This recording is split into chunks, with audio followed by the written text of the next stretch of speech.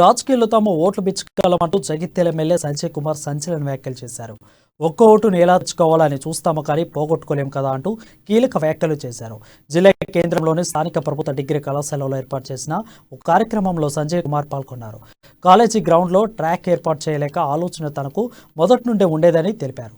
మొదట్లో రోడ్ల వరకు ఉన్న గ్రౌండ్ ప్రస్తుతం కుంచు పోతుందని అంటూనే నా నోటి నుండి ఏదైనా తప్పుగా వస్తే ఓట్లు పోతాయంటూ చమత్కరించారు. అయితే మంచి మాట్లాడితే ఓట్లు పోవన్నారు. సంజయ్ కుమార్ మాట్లాడిన మాటలు మరొకసారి జగిత్యాలలో హాట్ టాపిక్ గా మారాయి. పొడగొట్టుకోవాలి. ఆ కాలేజీ బ్రహ్మాండంగా ఉండేది.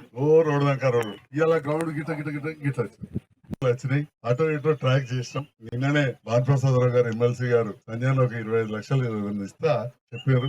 5 లక్షల రూపాయలు బాస్కెట్ బాల్ కోర్టుకు మంజూరు చేస్తున్నారు. ఫుట్బాల్ అనేది కూడా చాలా మంచి గేమ్, వాలీబాల్ మంచి గేమ్. ఇవన్నీ అయితే ఈ ట్రాక్ విషయంలో నిజంగా చెప్పాలంటే మీరు అందరు అనుభవపడతారు కానీ నేను మిమ్మల్ని పొగడాలి.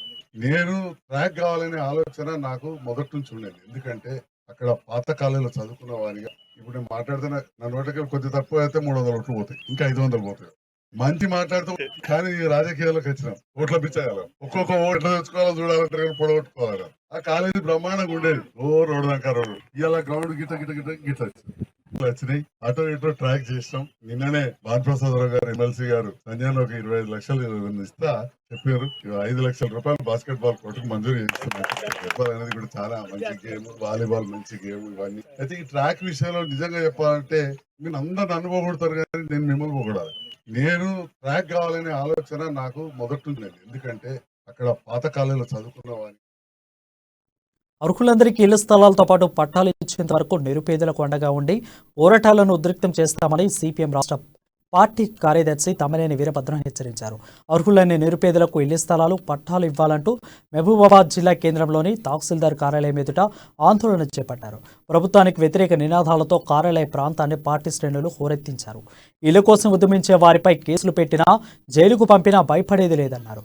సీఎం కేసీఆర్ ఇళ్ల నిర్మాణానికి 3 లక్షల రూపాయలు ప్రకటించాడని అవి ఏమాత్రం సరిపోవని 5 లక్షలు ఇవ్వాలని డిమాండ్ చేశారు.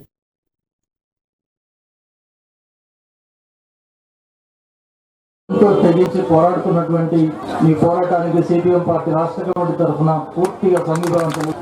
ప్రధానమంత్రి ఆవాస్ యోజన కింద ఇల్లు లేని ప్రతి ఒక్కరికి ఇల్లు ఇస్తున్నాం. మన దేశ ప్రధానమంత్రి మోడీ గారు ఆయనకు భార్య లేదు, పిల్లలు లేరు అంటారు, కానీ ఇప్పుడు 300 కోట్లు పెట్టి ఇల్లు కడుతున్నారు. మన ప్రధానమంత్రి ఇల్లు ఉంటే తప్పలేదు, ఇల్లు కట్టుకోమనండి, కానీ 300 కోట్లు పెట్టి ఇల్లు కట్టుకునే నువ్వు కానీ 30 గజాల జాగా పేదవాడికి ఇవ్వకపోతే నువ్వు ఏం ప్రధానమంత్రి అని మనం అడగాల్సిన అవసరం ఉంది. ఈ మొత్తం దేశానికి ప్రధానమంత్రిగా ఉన్నటువంటి నరేంద్ర మోడీ గారు ఎన్నికల్లో తప్పుడు సర్టిఫికెట్లు పెట్టి ఎన్నికల్లో గెలిచాడు. ఆయన చదివిన చదువు గురించి తప్పుడు సర్టిఫికెట్